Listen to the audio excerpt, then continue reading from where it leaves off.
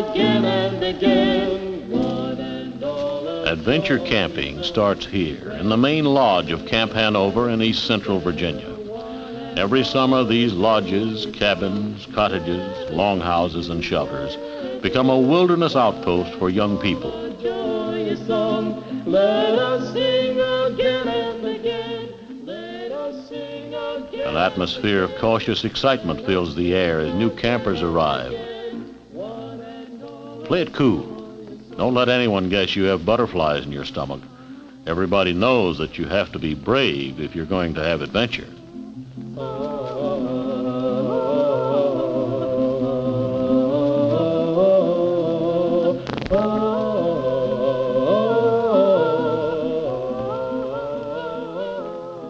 Gear must be unpacked and stowed away. Goodbyes must be said to little brothers and sisters who came along for the ride. Sometimes just saying goodbye can be a real adventure. On the first night, there's a campfire ceremony.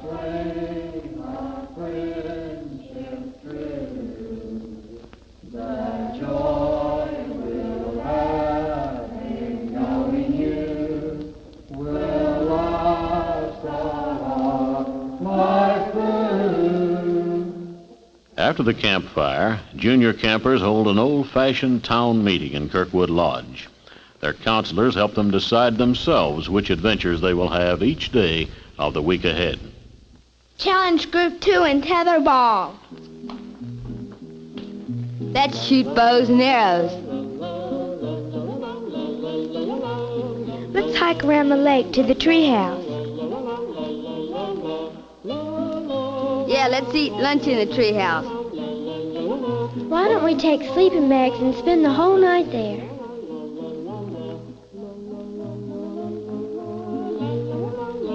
Let's capture some wild animals. Let's make costumes and have a masquerade party.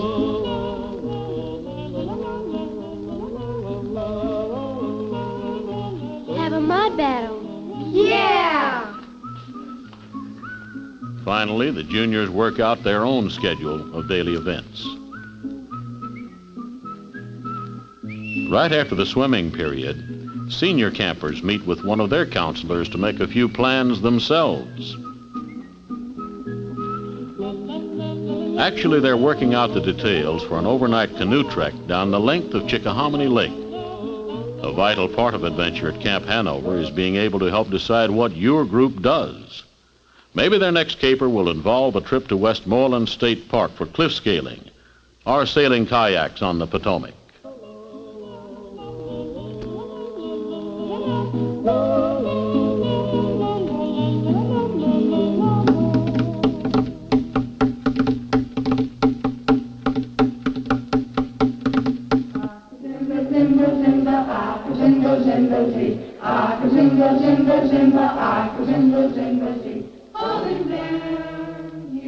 Let's go along with Group 4 on a hike through the forest. Since there's no road or trail to follow here, we must strike out cross-country following a compass bearing.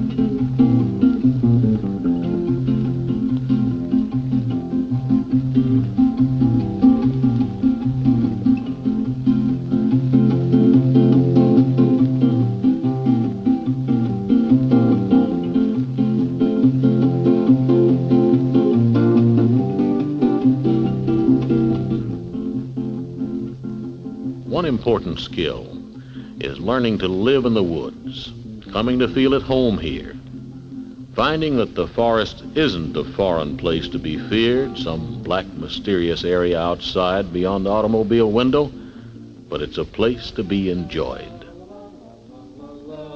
la la la la la la la la la la la la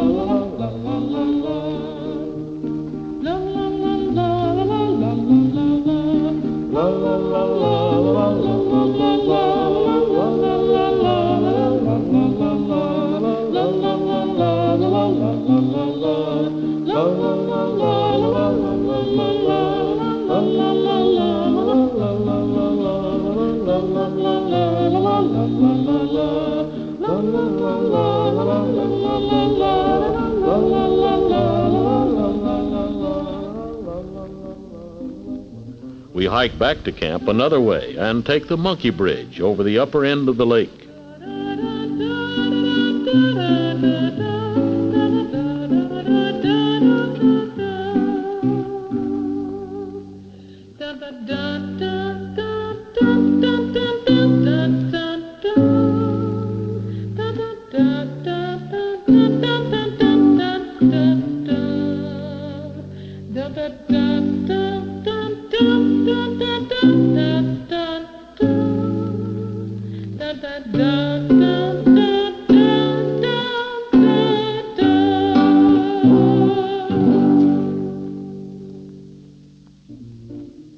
Before you can take part in adventures using boats or canoes, you have to be able to take care of yourself in the water.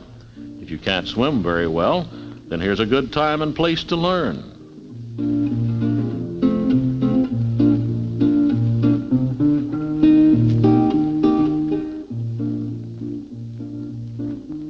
Every day, the waterfront director teaches classes for both beginners and those of limited experience. If you're pretty good already, you can get to work on your Red Cross life-saving badge.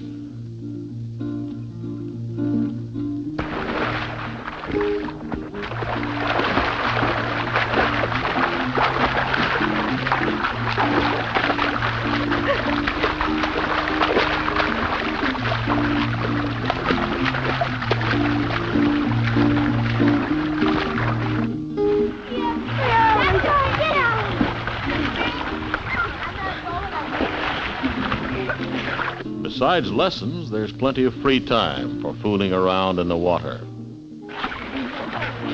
you want to do back? What? Ollie, let's go up. I can't do that. I don't move that kid. Me with your arms. Farther down the lake, in the senior swimming area, a similar program of instruction and free time is followed.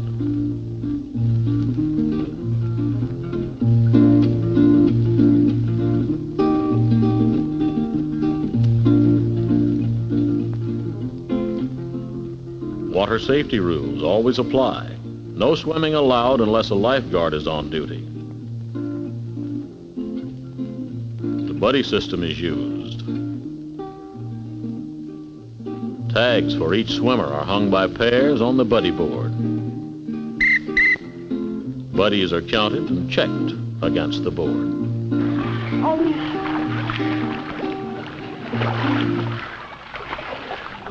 Everybody needs a change of pace, even campers. Right after lunch is a good time to relax, both while on a hike and in camp. It's a time for writing letters home or finishing a mystery story.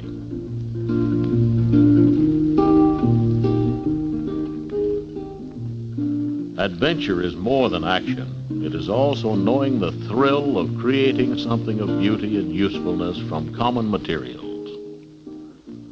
Ruth Ensign herself, a talented artist, oversees the craftsworks area. She's always ready to show the campers how to work with their hands and create beauty themselves. I think the thing that I enjoy most of all is seeing what happens to the camper as he works. There's a joy in creation of making something out of what seems almost nothing when you begin. And lots of campers have a kind of an inferiority complex about doing things with their hands. I don't think in our society that our children have as much time and opportunity to handle materials and make things. And so many of them will say, well, I can't do a thing. And then when they get to work with a little bit of encouragement, they just get so excited about what they're doing, and that excitement's very contagious. Children will get interested in what other campers are doing and will ask about it and want to maybe try it themselves. Other times a camper will get real discouraged with something. It's taking too long or it isn't working out the way he wanted it to. And then you'll find another camper will step in and offer help and encouragement.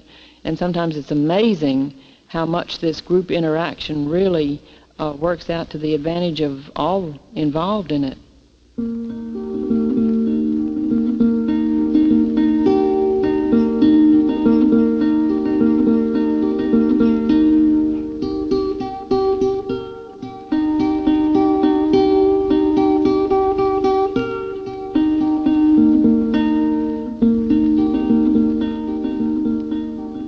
We cook many of our own meals. This time, it's breakfast. Each group has its own utility area for cookouts.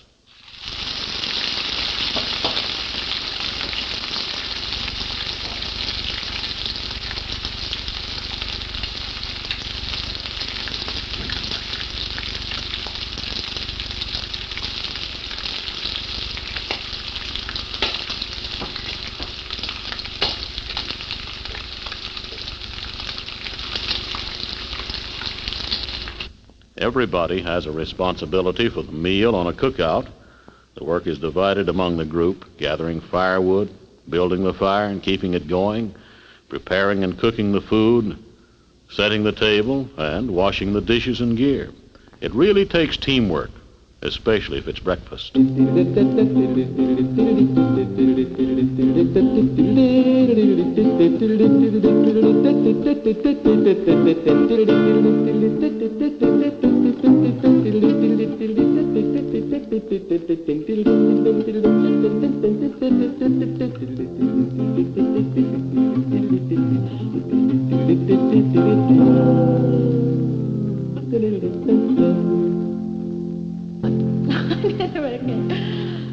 Gobs and gobs of greasy, grimy gopher guts, mutilated monkey feet, pickled, grimy pigeon's toes, miles and miles of greasy, grimy gopher guts, and meat with sauce. Here's John Clark, the assistant camp director.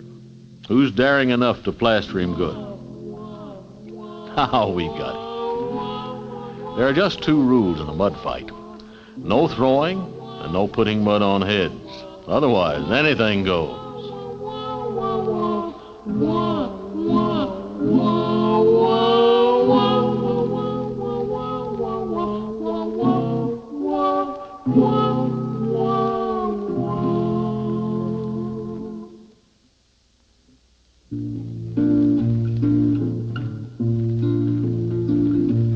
Lucky the lake is right here to wash you off. But first, you have to tag the buddy board.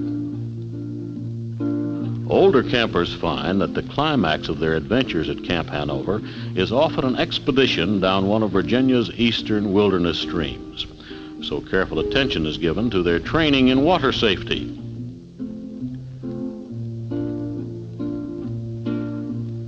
Before anyone can make such a trip, he must learn to swim and to handle a canoe. He must know how to handle emergencies such as losing paddles in midstream or suddenly capsizing. Learning these skills is a big part of the fun. You have to prepare carefully for adventure to come. Another kind of preparation is made every day during the Bible study and during the evening vespers. Our church operates a camp like this for the young people because we believe that a life lived in God's service is an adventure. We believe that many of the character traits developed in camping together will later help us to live together. After supper, the whole camp gathers outside the dining hall and then goes down a path towards the lake to Vesper Hill. You don't talk.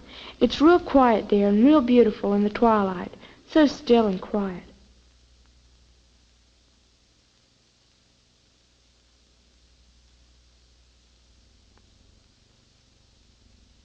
A different group plans to worship every day. Someone reads the Bible, someone says a prayer, or maybe the group has written a litany and leads us all in saying it. Then the chaplain for the week, a minister from one of our churches, talks to us. We always sing lots of songs.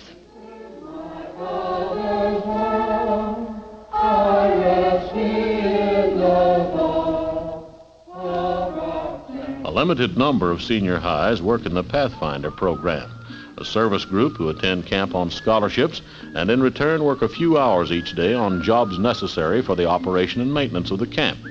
Several projects have been made possible by Pathfinder boys working with the camp caretaker. Under his careful direction, these boys learn many useful skills and make a significant contribution to the camp's physical plant, like this new all-weather shelter housing the camp refrigeration unit.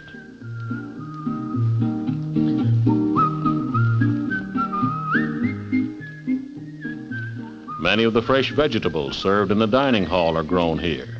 Pathfinder girls harvest many of them and prepare them for the kitchen.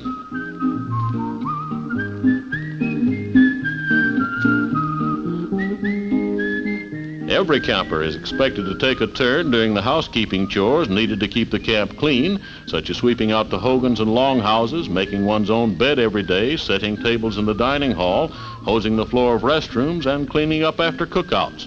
Pathfinders are no different, except they work on a regular basis.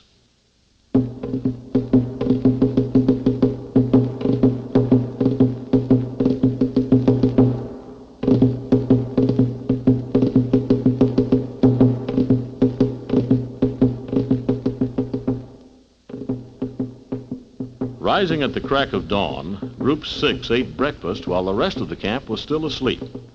Then, driving several minutes along backcountry roads with a truckload of canoes and gear, they arrive at a landing on the Chickahominy River near Providence Forge.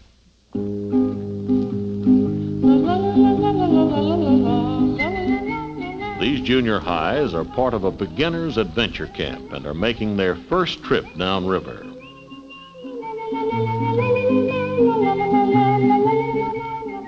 Because this will be an overnight trip taking 2 days, they include camping equipment in their gear.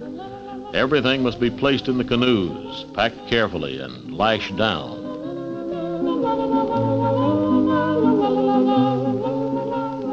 Trips like this require at least 3 adults along, both the group counselors plus a water activity specialist.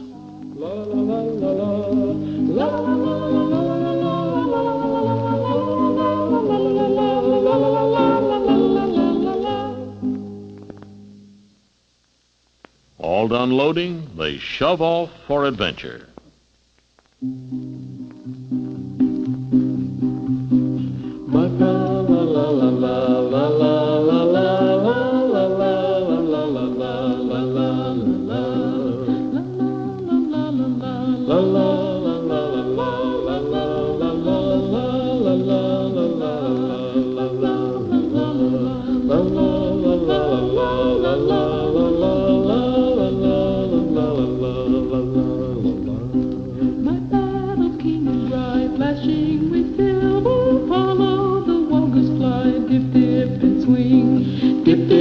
Swing her back, flashing with silver, swift as the wild goose flies, dip, dip, and swing. To many people, these upper reaches of the Chickahominy are as mysterious as a South American jungle stream.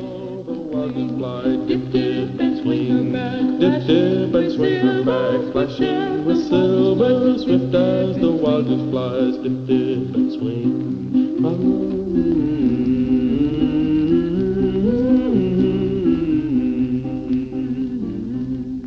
Today's trip is down the Chickahominy. Another time it could be the Pamunkey or the Mattaponi rivers. Each of these clean, unspoiled rivers is less than an hour's drive from base camp.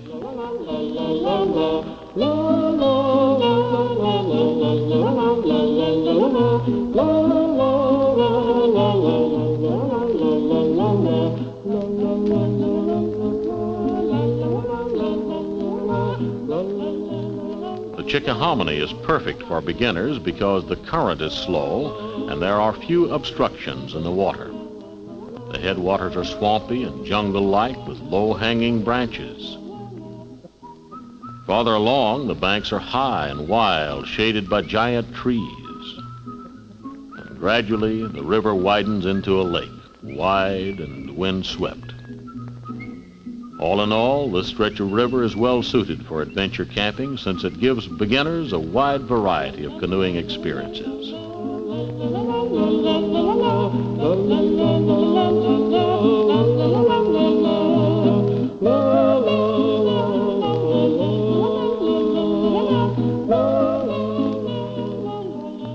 out for lunch. Our group is welcome at this landing where they stop for lunch and rest. And there's a cool breeze blowing at the top of the bluff. And an artesian well at its base.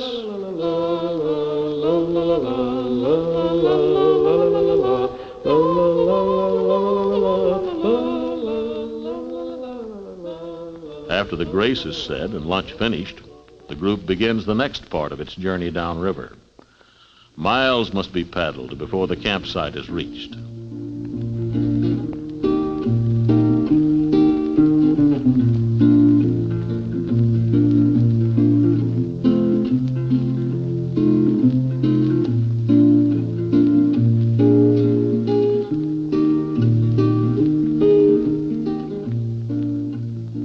Entering the lake, they find wider waters, lily pads, flatter banks, and more sky and wind.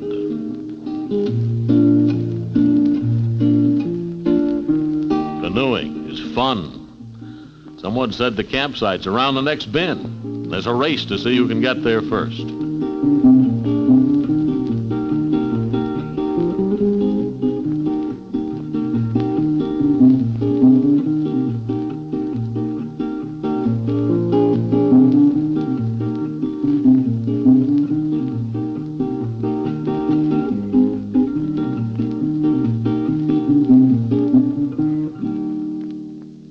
By late afternoon, all the canoes reach the campsite at the lower end of the lake.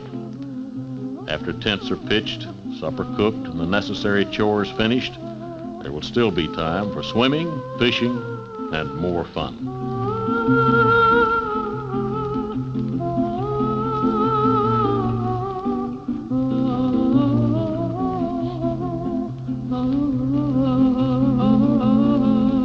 Before darkness arrives and everyone heads for his mosquito net, the group takes time for evening vespers.